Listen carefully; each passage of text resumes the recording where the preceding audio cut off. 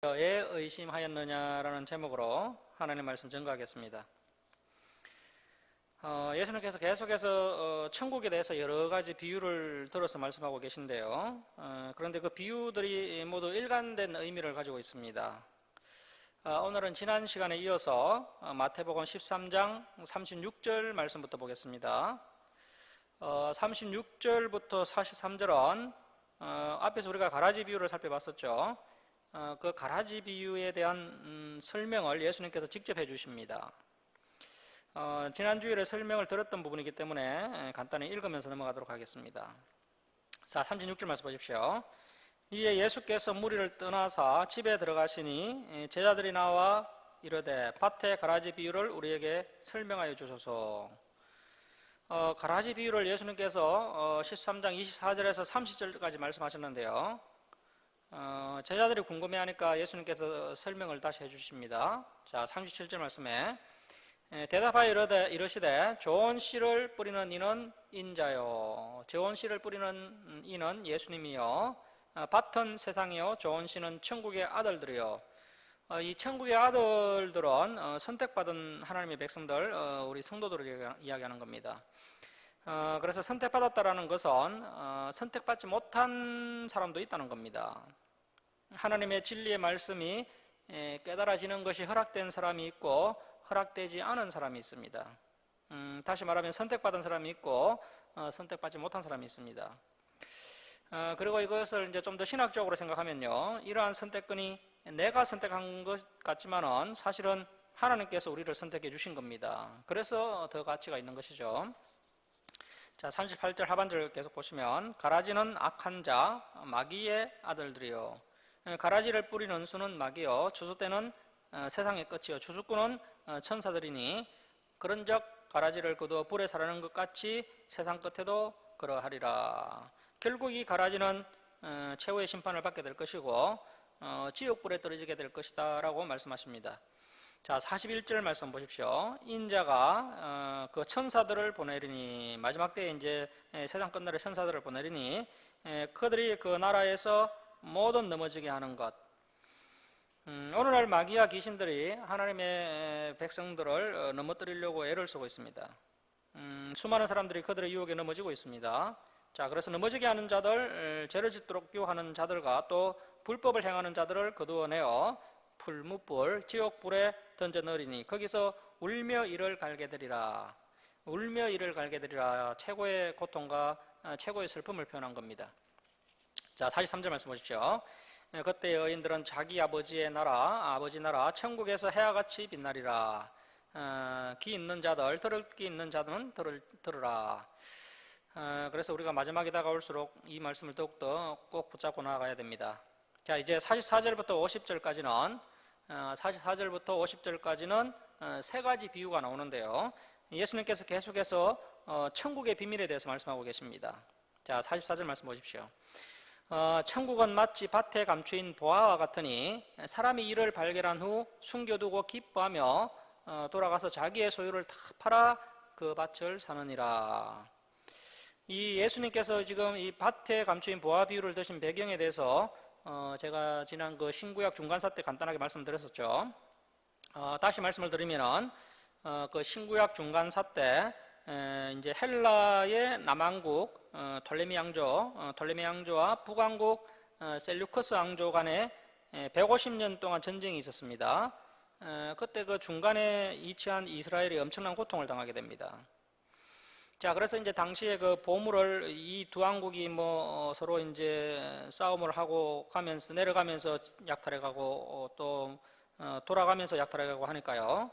이스라엘 백성들이 밭에다가 다 감추어 놓았는데 전쟁이 150년간 지속되다 보니까 이제 숨긴 사람도 죽게 되고 그 보물이 이제 그대로 밭에 묻혀 있다가 이제 세월이 많이 흘러서 이제 주인들도 바뀌고 그래서 이제 주인이 또 그 밭을 다른 사람들에게 이제 임대를 줘서 소작을 하게 해서 그래서 이제 다른 농부가 이제 소작을 하는 것이죠. 임대를 해서 이제 농사를 짓는데 이제 밭을 갈다가 우연히 이제 그 어떤 항아리를 발견하게 됩니다.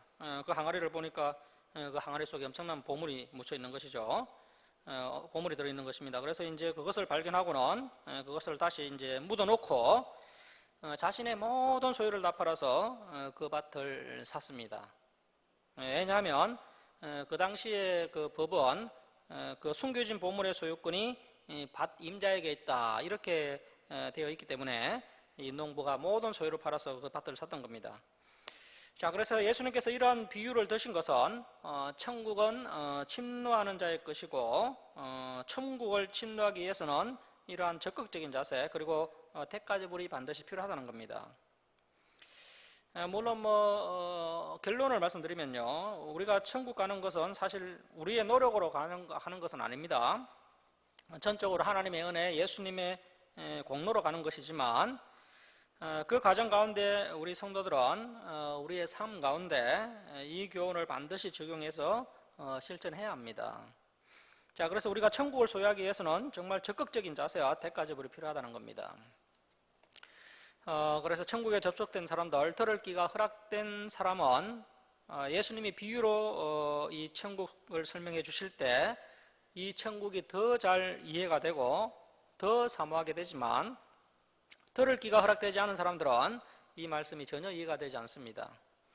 자, 45절 말씀 보십시오. 또 천국은 마치 좋은 진주를 구하는 장사와 같으니 극히 값진 진주 하나를 발견하며 저와 여러분은 이 좋은 진주를 이미 발견했습니다. 자, 발견함에 가서 자기의 소유를 다 팔아 그 진주를 사느니라. 자, 그래서 우리가 여기서 두 가지 이제 이 두 가지 비유에서 이 공통점을 발견할 수가 있습니다. 첫 번째, 보화를 발견한 사람과 또 이 진주 장사는 남들이 알지 못하는 보물 천국을 발견했습니다. 이 천국의 가치는 세상 어떤 것보다도 가치가 있습니다. 이 두 사람은 이 가치를 알고는 자신의 모든 소유를 팔아서 그 보물 천국을 소유했습니다. 자, 그래서 우리 역시 이 천국, 다시 말하면 이 하나님의 진리를 소유하기 위해서 우리가 대가지불이 필요하다는 겁니다. 우리가 이 진리를 따라가다 보면 손해볼 일이 많습니다. 그때 우리의 욕심, 우리의 야망 때문에 이 진리를 결코 포기하면 안 됩니다. 우리가 손해를 보더라도 이 진리를 꼭 붙잡아야 됩니다. 자, 47절 말씀입니다. 또 천국은 마치 바다에 치고 각종 물고기를 모는 그물과 같으니 그물이 가득하며 물가로 끌어내고 앉아서 좋은 것은 그릇에 담고 못된 것은 내버리느니라. 어부가 그물을 던지면 원하는 물고기, 좋은 물고기만 잡히지 않습니다. 그래서 잡힌 물고기를 이제 종류대로 잘 분리해야 상품 가치가 있는 것이죠. 49절 말씀에 세상 끝에도 이러하리라. 천사들이 와서 의인 중에서 악인을 갈라내어 풀무불 지옥불에 던져 넣으리니 거기서 울며 이를 갈리라. 여기서 이제 의인이 나오는데요. 여러분, 의인이면 모두가 다 천국 가야 되지 않겠습니까? 자, 그런데 이 의인 중에서 악인을 갈라낸다라고 말씀하십니다. 그래서 교회 안에 있는 성도들이라 할지라도 가짜가 있을 수 있다는 겁니다. 의인 중에서 악인을 갈라내어 지옥불에 던져 넣으시겠다고 말씀하십니다. 오늘날 성도님들은 예수님은 사랑이 많으셔서 무조건 이해해 주시고 용서해 주신다라고 생각하지만 그렇지 않습니다. 구약의 하나님과 신약의 예수님은 다 같은 하나님이시고 차이가 없으십니다. 예수님께서 계속 악인과 의인을 가르고 분리하고 계십니다. 그래서 우리가 앞에서도 봤듯이요, 내가 세상에 합병을 주러 온 줄로 생각하지 마라. 합병이 아니요 금을 주러 왔노라. 그리고 마음은 네 종류가 있고 옥토박 같은 마음이 진짜 마음이다 라고 말씀하셨고요. 또 천국에 비밀이 허락된 자가 있고 허락되지 않은 자가 있다. 그리고 알곡이 있고 가라지가 있다. 그리고 좋은 물고기가 있고 나쁜 물고기가 있다. 자, 이렇게 예수님께서 무조건 포용하시는 것이 아니라 이렇게 가르고 분리하십니다. 자, 그래서 성경을 전체적으로 본 사람들은 예수님의 복음은 복스러운 말씀만 있는 것이 아니라 이렇게 심판의 말씀이 많이 등장한다는 것을 우리가 알게 됩니다. 자, 우리가 구약에서 이러한 하나님의 속성을 이미 살펴봤기 때문에 이러한 예수님의 모습이 멀게 느껴지지 않습니다. 하지만 구약을 제대로 살펴보지 않고 신약을 보는 사람들은 이러한 예수님의 모습을 발견하면 낯설어합니다. 예수님께서 믿는 사람들 중에서 악인을 갈라내겠다라고 말씀하십니다. 이런 말씀을 보면 우리가 믿음 생활을 대충 할 수가 없습니다. 자, 여러분, 그래서 우리가 마태복음 우리 7장 21절 말씀만 다시 한번 보겠습니다. 7장 21절 한번 다시 한번 보겠습니다. 예수님은 항상 동일한 말씀을 하고 계십니다. 자, 마태복음 7장 21절 말씀 보시면 나더러 주여 주여 하는 자마다 다 천국에 들어갈 것이 아니요 다만 하늘에 계신 내 아버지의 뜻대로 행하는 자라야 들어가리라. 오늘날 기독교인들이 다 주여 주여 하고 있습니다. 입술로 고백하는 것만으로 다 천국에 들어가는 것이 아니라고 말씀하십니다. 내 아버지의 뜻대로 행하는 자가 천국에 들어가게 될 것이다. 그래서 그냥 교회에 다니는 것만으로 구원받을 수가 없습니다. 우리가 말씀대로 법대로 신앙의 경주를 해야 됩니다. 반드시 참 믿음의 열매를 맺는 참 성도가 되어야 됩니다. 단지 자기 만족을 위해서 종교 생활을 하는 사람은 마지막 때 비참한 결과를 맞이하게 될 것을 말씀하고 계십니다. 자, 이제 51절에서 52절은 새 것과 옛 것에 관한 이야기가 나오는데요. 51절 말씀 보십시오. 마태복음 14장 51절. 이 모든 것을 깨달았느냐 하시니 대답하되 그러하오이다. 진리가 허락된 사람들은 들을 귀가 있어서 깨닫게 됩니다. 그런데 사실은 이 제자들이 온전히 깨달은 것은 아닙니다. 사실 이 믿음이라는 것이 그렇게 쉽게 자라지 않습니다. 우리가 그동안 생각하기에 은혜를 받으면 믿음이 쑥쑥 자라나는 것 같지만 그렇지가 않습니다. 우리가 꾸준히 진리를 추구하다 보면 우리의 믿음이 조금씩 성장해 나갑니다. 자, 52절 말씀 보십시오. 예수께서 이르시되 그러므로 천국에 제자된 서기관마다 마치 새 것과 옛 것을 그 곳간에서 내오는 집주인과 같으니라. 어려운 말씀인데요. 자, 현재 예수님께서 이 서기관들이 마음에 들지 않으신 겁니다. 이 서기관들은 천국문을 가로막고 자기들도 들어가지 않으면서 다른 사람들로 들어가지 못하도록 해방하고 있습니다. 자, 그래서 이제 새로운 서기관을 어떻게 표현하시느냐 하면요. 천국의 제자된 서기관 이렇게 말씀하고 계십니다. 자, 제가 지난주에 하나님의 지부가 이 교회라고 말씀을 드렸는데요. 그래서 천국의 제자된 서기관이라는 것은 1차적으로는 이 초대교회 사도들을 이야기하는 것이고, 그리고 2차적으로는 오늘날 교회의 지도자라고 할 수 있겠습니다. 당시에 그 서기관들은 정말 그 당시 이제 서기관이 되려면은 14살에 공부를 시작해서 26년 동안 정규 코스를 밟아야지만이 서기관이 될 수 있었습니다. 자, 하지만 여기에 이 천국에 제자된 이 서기관은요, 신약 시대의 목회자, 그래서 전문 성경교사를 이야기할 수 있습니다. 자, 이러한 교회 시대의 새로운 서기관의 특징이 뭐냐면 마치 새 것과 옛 것을 그 곳간에서 내오는 집주인과 같다라는 겁니다.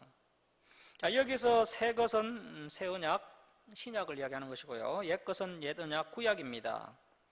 자, 신약과 구약을 그 곳간에서 내오는 집주인은 예수님이죠. 그래서 예수님과 같아야 한다는 겁니다. 자, 예수님 당시에 이 서기관들은 새 언약을 무시했습니다. 옛 언약만 붙잡고 있었습니다. 그런데 오늘날은 어떻습니까? 오늘날은 옛 언약을 무시하고 새 언약만 붙잡고 가는 것을 볼 수가 있습니다. 그렇게 하면 안 된다는 겁니다. 예수님도 그렇게 하지 않으셨다는 것이죠. 예수님도 새 것과 옛 것을 동시에 곳간에서 내오셨다는 겁니다. 자, 그렇다면 이 새로운 서기관 역시 옛 것과 새 것, 구약과 신약을 둘 다 소중하게 생각하고 둘 다 선포해야 한다는 겁니다. 성경 66권을 모두 가르쳐야 한다는 것이죠. 자, 그리고 이제 53절부터 58절은 고향에서 배척을 받으시는 예수님의 모습이 나오는데요. 어렸을 때 그 예수님이 자라난 그 모습을 다 본 동네 사람들은 예수님을 메시아라고 생각하지 않는다는 겁니다. 그런 면에 있어서 저도 이제 김천이 고향이기 때문에 참 걱정이 좀 되는데요. 자, 53절 말씀 보십시오.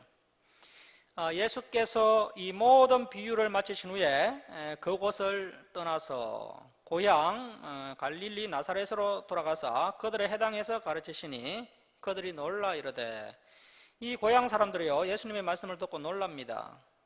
그동안 들었던 말씀과는 정말 차원이 다른 놀라운 진리의 말씀을 듣자 놀라긴 놀랍니다. 그런데 믿지는 않습니다. 이것이 문제입니다. 그 사람이 참 설교하는 것이 정말 진리인 것 같다. 그런데 믿지는 못하겠다. 이런 반응이 일어납니다. 자, 이 사람의 이 죄와 이런 능력이 어디서 났느냐? 이는 그 목수 요셉의 아들이 아니냐? 여기서 다 걸려 넘어지는 겁니다. 목수 요셉의 아들이 아니냐? 그 어머니는 마리아, 그 형제들은 야고보. 이 야고보가 나중에 예루살렘 교회의 장로가 됩니다. 자, 요셉은 아버지 이름하고 똑같죠? 그리고 시몬, 유다라 하지 않느냐? 자, 그리고 예수님의 여동생들도 있었습니다. 자, 그 누이들은, 그러니까 여동생이 최소 2명 이상입니다.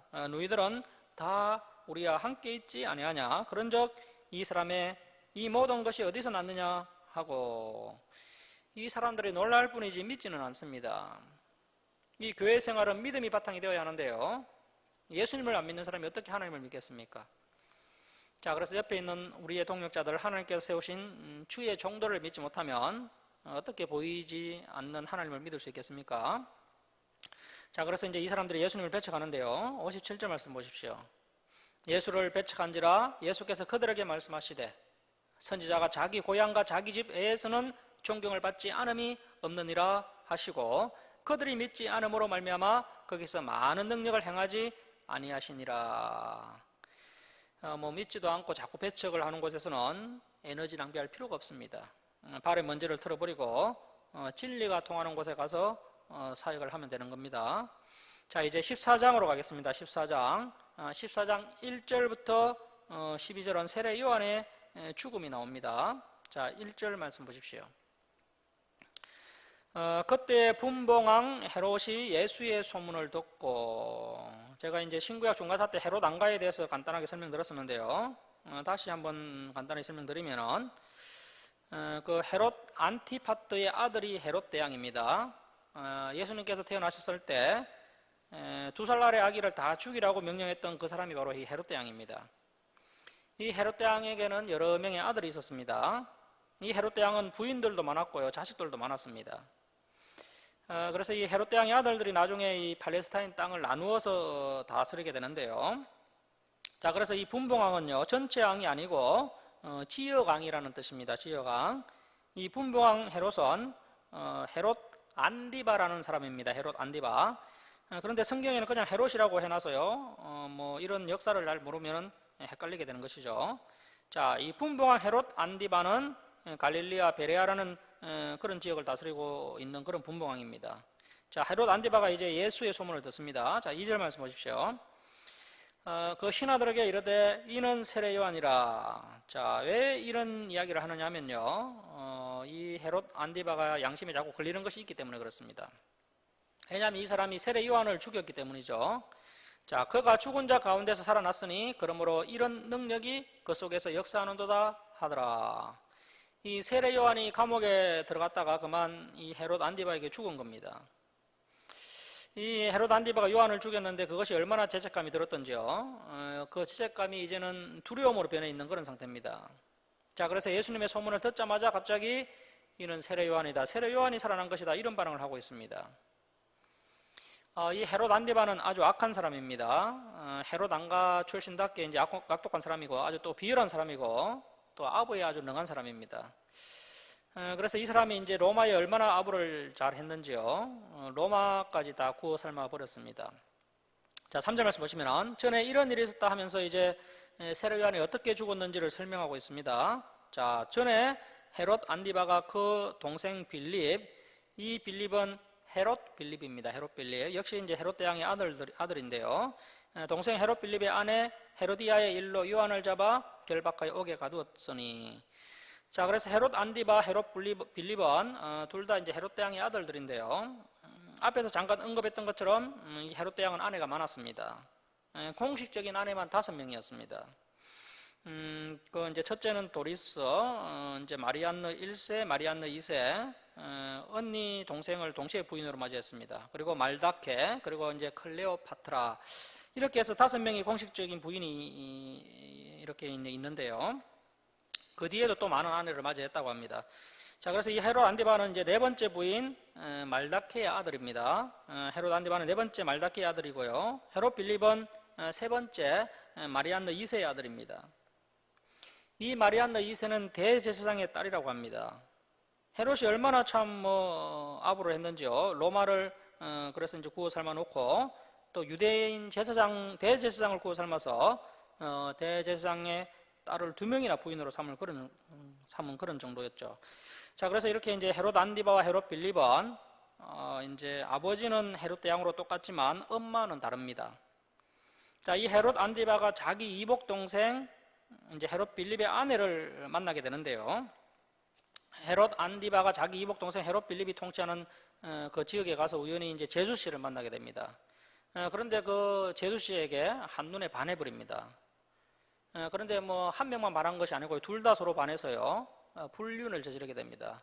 결국은 또 두 사람이 다시 결혼을 해버립니다.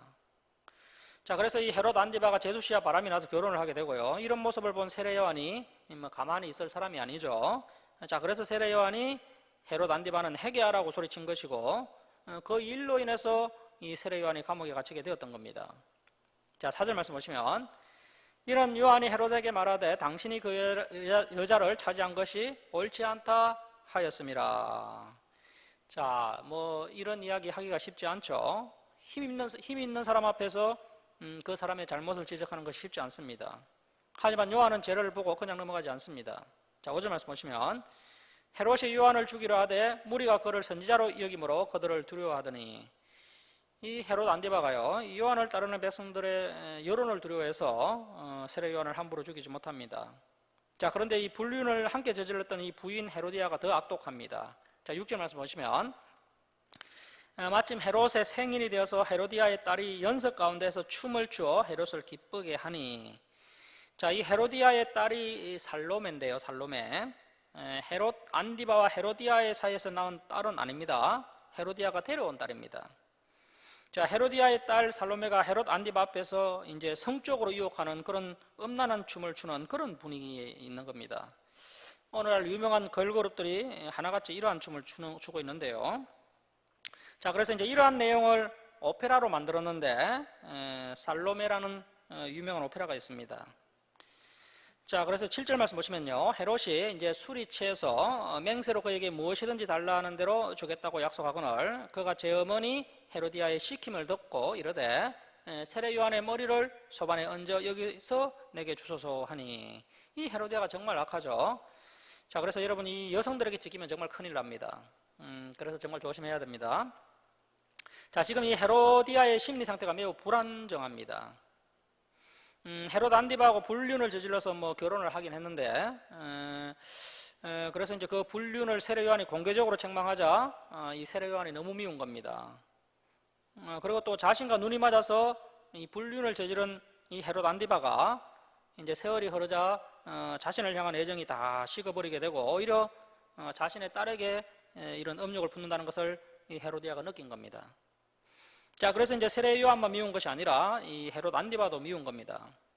자, 그래서 요한을 향한 정오심 또 헤롯 안디바를 향한 조고심이 함께 막 뒤섞여 있는 겁니다. 이 선지자 세례 요한을 죽여서 헤롯 안디바 너도 한번 천벌을 받아라, 이런 악한 마음을 가지고 자기 딸 살로메에게 이런 악한 짓을 시킨 것으로 볼 수가 있습니다. 자, 9절 말씀 보십시오. 앙이 근심하나 자기가 맹세한 것과 그 함께 앉은 사람들 때문에 주라 명하고.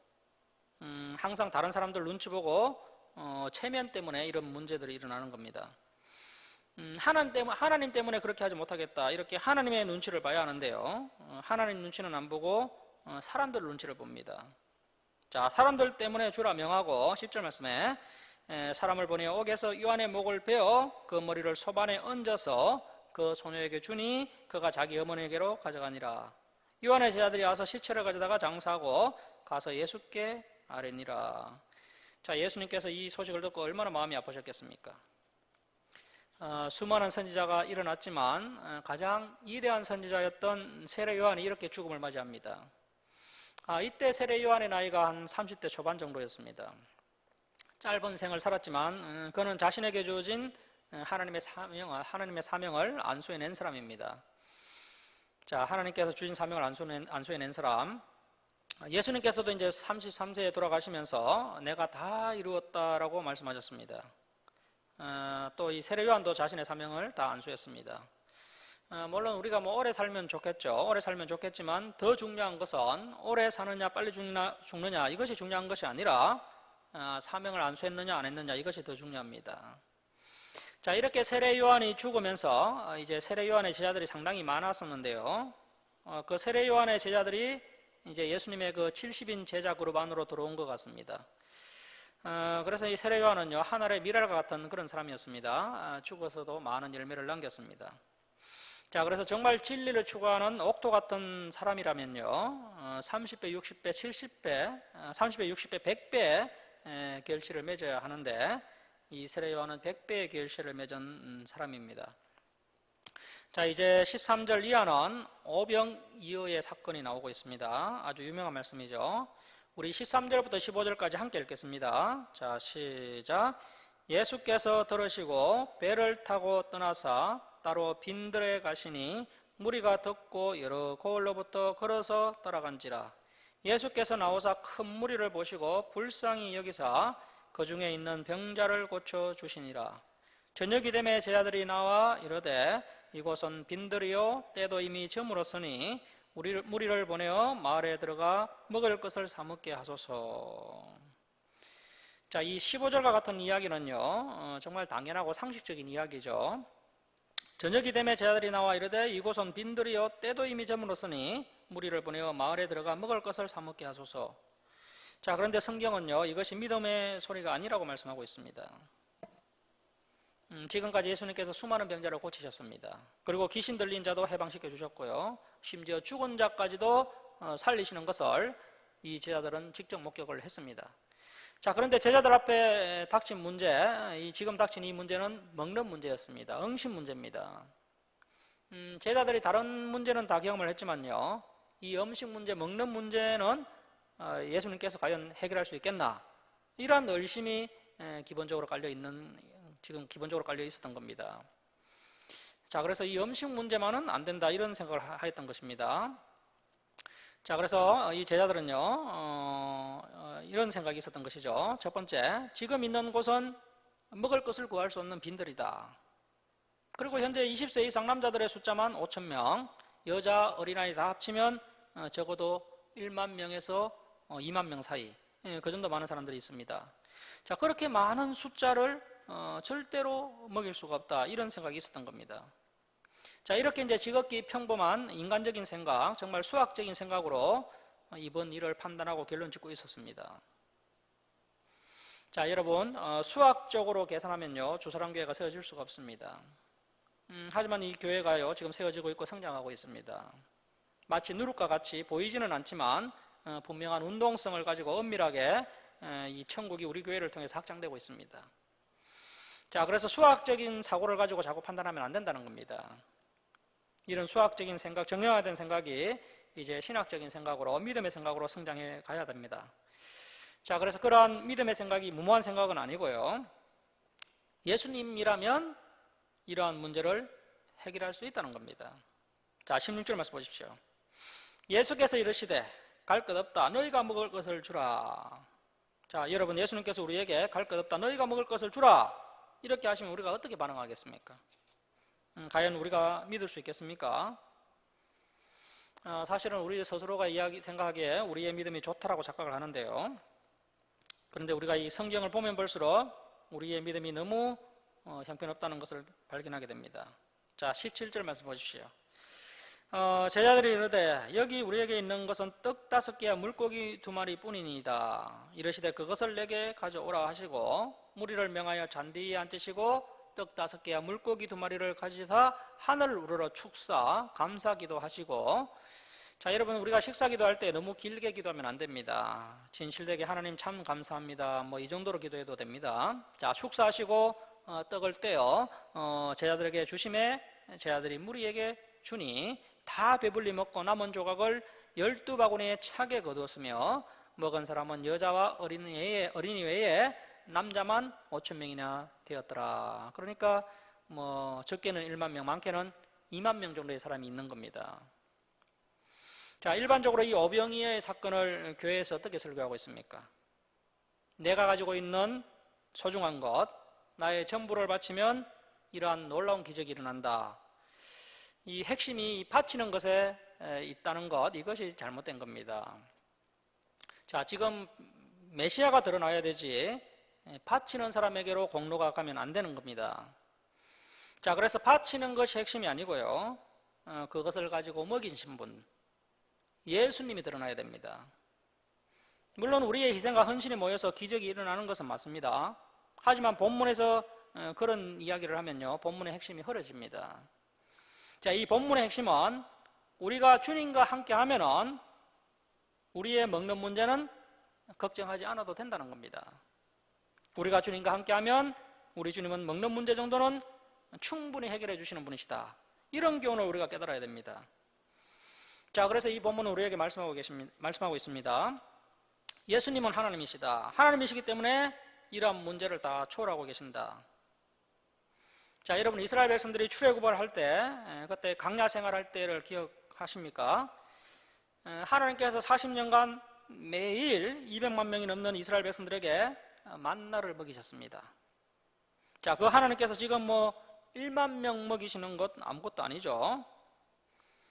자, 여러분, 40년 동안 만나로 이 광야에서 기적적으로 먹이신 하나님의 결론이 뭐였습니까?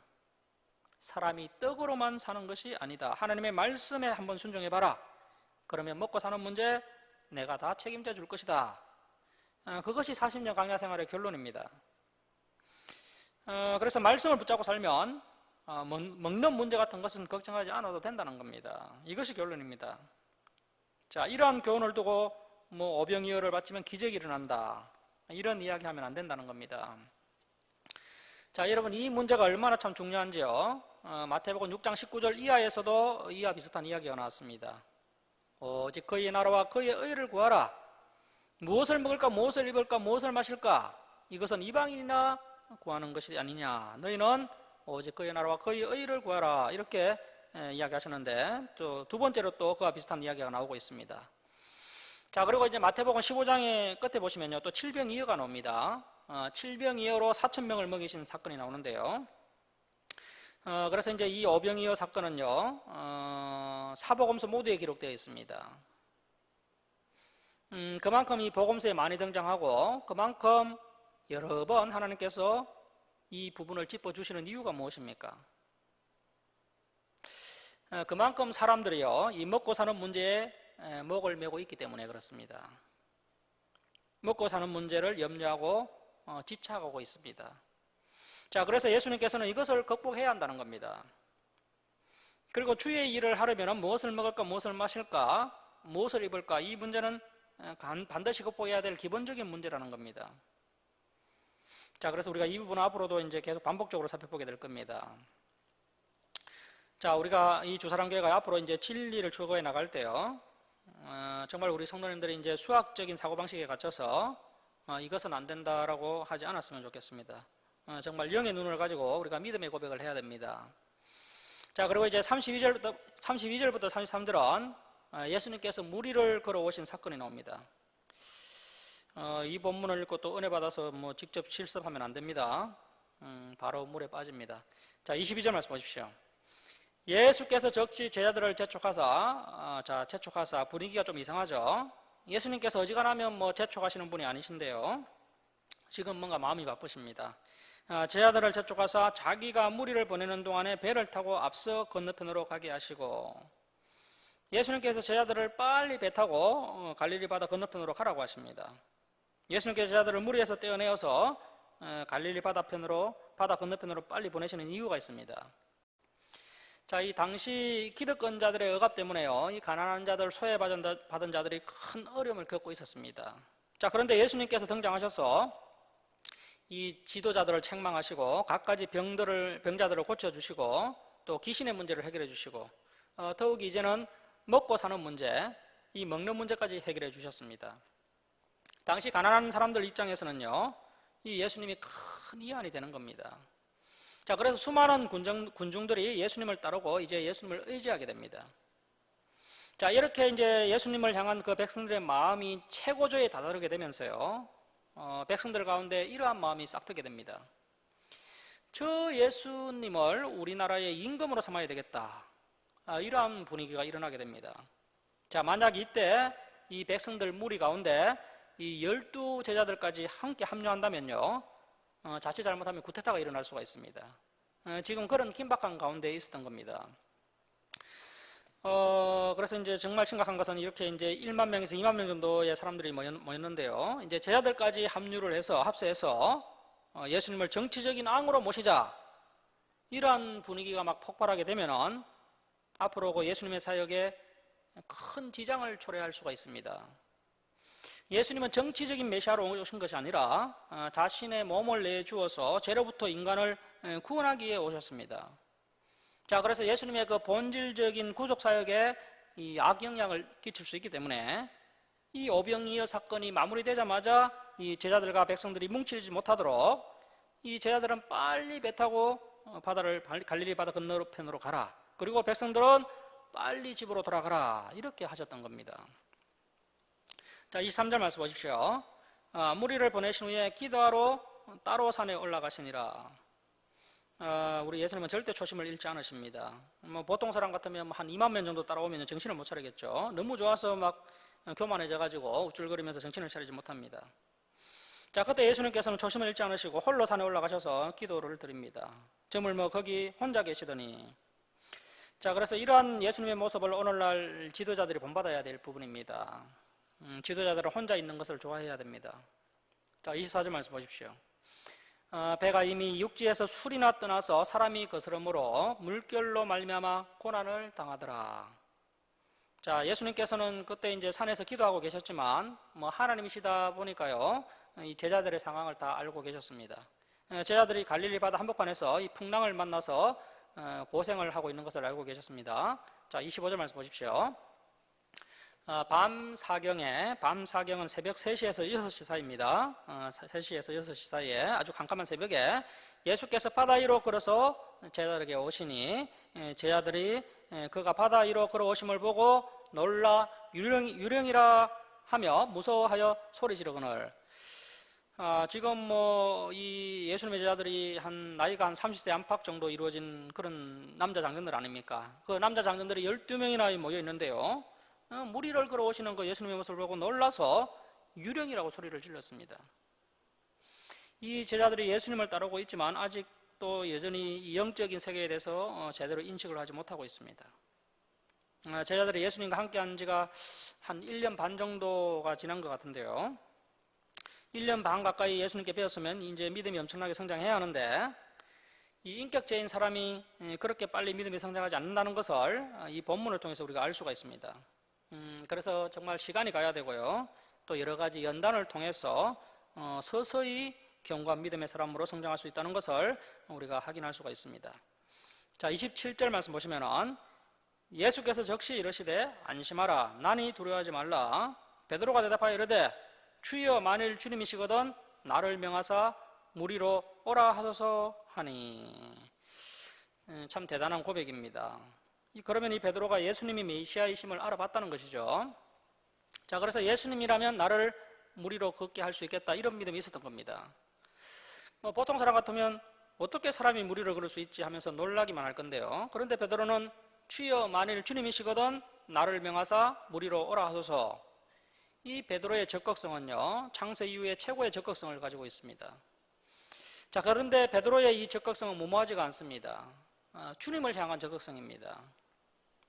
주님을 향한 적극성, 진리를 향한 적극성을 우리 하나님도 좋아하시고요, 예수님도 좋아하시고 또 성령님도 좋아하십니다. 자, 그래서 베드로에게 많은 부족한 면이 있고 또 실수도 많이 했지만요, 그런 것이 다 만회가 되는 겁니다. 예수님도 성령님도 이러한 부분을 사랑스럽게 보고 계신 것을 알 수가 있습니다. 자, 29절 말씀 보십시오. 29절 오라 하시니 베드로가 배에서 내려. 파도가 거세게 치는 그 캄캄한 새벽에 이 갈릴리 바다 한복판으로 이 베드로가 뛰어내립니다. 오직 예수님만 믿고 뛰어내립니다. 배에서 내려 무리로 걸어서 예수께로 가되. 그래서 이제 베드로의 강점을 느낄 수 있는 그런 대목이고요. 베드로는 옳다는 생각이 들면 곧장 행동합니다.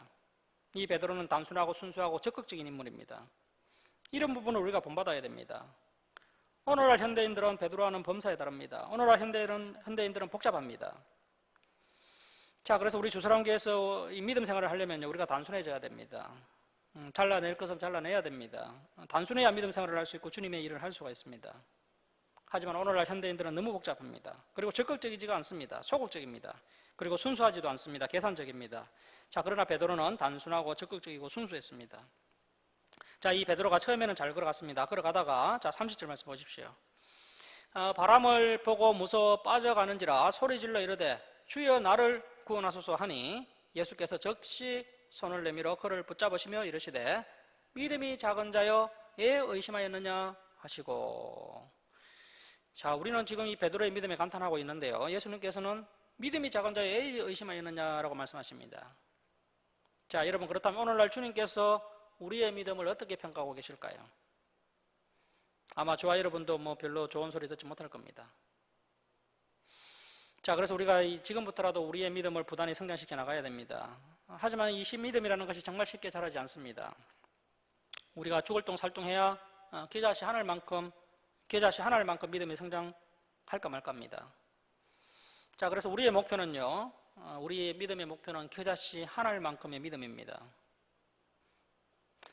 자, 우리가 그래서 한번 찾아보도록 하겠습니다. 마태복음 17장 20절 한번 찾아보겠습니다. 마태복음 17장 20절 한번 찾아보겠습니다. 마태복음 17장 20절 우리 함께 읽겠습니다. 자, 시작. 이러시되 너희 믿음이 작은 까닭이니라. 진실로 너희에게 이르노니 만일 너희에게 믿음이 겨자씨 하늘만큼만 있어도 이 산을 명하여 여기서 저기로 옮겨지라 하면 옮겨질 것이요 또 너희가 못할 것이 없으리라. 자, 이 겨자씨 하늘만큼 믿음, 대단한 믿음이죠. 이거 한번 화면 한번 볼까요? 겨자씨 한번 보도록 하겠습니다. 보입니까? 겨자씨가 얼마나 작은지요? 뭐 상추 씨앗만한가 모르겠습니다. 손금에 끼일 정도, 그런 정도 크기인데요. 자, 그래서 우리의 믿음의 목표가 이 겨자씨만한 믿음입니다. 옆에 있는 그림은 이제 겨자나무고요. 현재 우리에게 저만큼의 믿음도 없다는 겁니다. 자, 여러분, 우리가 얼마나 참 믿음이 없는지를 한번 생각해 보겠습니다. 만약에 저와 여러분이요, 한 2000년 전으로 돌아가서 정말 칠흑 같은 어두운 밤 새벽에 작은 배를 타고 갈릴리 호수를 걷는다고 생각해 보시기 바랍니다. 바다 한가운데서 큰 풍랑을 만났고 파도가 거세게 몰아치고 있습니다. 그때 저 멀리서 예수님께서 걸어오십니다. 자, 그때 우리가 이 베드로처럼요, 예수님 한 분만 바라보고 그 바다 한가운데로 힘차게 뛰어내릴 수가 있겠습니까? 쉽지 않겠죠. 그렇게 하지 못한다면 우리는 아직 겨자씨 하늘만큼의 믿음조차 없는 겁니다. 우리에게는 아직도 예수님보다는 바다와 파도가 먼저 보입니다. 우리에게 처해진 환경과 여건과 상황과 문제가 더 크게 다가옵니다. 자, 그래도 참 얼마나 다행입니까? 지금이라도 우리의 믿음이 참 얼마나 보잘것없는지, 그리고 참 믿음이란 것이 무엇인지, 또 우리의 믿음이 어떻게 자라나는지, 또 믿음이 자라나는데 시간이 필요하고 또 많은 노력이 필요하고 또 주님의 은혜가 필요하다는 것을 우리가 이 성경을 통해서 알게 되었으니 그래도 참 다행이고 감사한 일입니다. 자, 우리 32절 33절 함께 읽겠습니다. 자, 시작. 배에 함께 오르매 바람이 그치는지라. 배에 있는 사람들이 예수께 절하며 이르되 진실로 하나님의 아들이로소이다 하더라. 자, 이제 34절에서 36절은 게네사렛에서 병자를 고치시는 이야기가 나옵니다. 자, 34절 말씀 보시면 그들이 건너가 게네사렛 땅에 이르니 그곳 사람들이 예수이신 줄을 알고 그 근방에 두루 통제하여 모든 병자들을 예수께로 데리고 와서 다만 예수의 옷자락이라도 손을 대게 하시기를 간구하니 손을 대는 자는 다 나음을 얻으니라. 사랑하는 성도 여러분, 밭에 감추인 보화를 발견하고 전 재산을 팔아서 그 밭을 사는 동부와 같은 적극적인 신앙의 자세가 우리에게 있기를 바랍니다. 마지막 심판 때는 의인 중에서 악인을 갈라내는 이러한 일들이 일어나게 될 겁니다. 그래서 우리가 정말 대가 지불을 해서라도 이 천국을, 이 진리를 소유해야 됩니다. 자, 그리고 오병이어 사건을 일으키시고 무리를 걸으시는 예수 그리스도께서 항상 우리와 함께 하신다는 사실을 명심하시기 바랍니다. 우리가 주님을 따라가면 큰 부자가 되는 것은 보장하시지 않지만 최소한 무엇을 먹을까, 무엇을 마실까, 무엇을 입을까 하는 염려는 하지 않아도 됩니다. 주님을 의지하시고 끝까지 진리의 길로 달려가는 저와 여러분이 될 수 있기를 주님의 이름으로 축원합니다. 기도하겠습니다. 우리 한번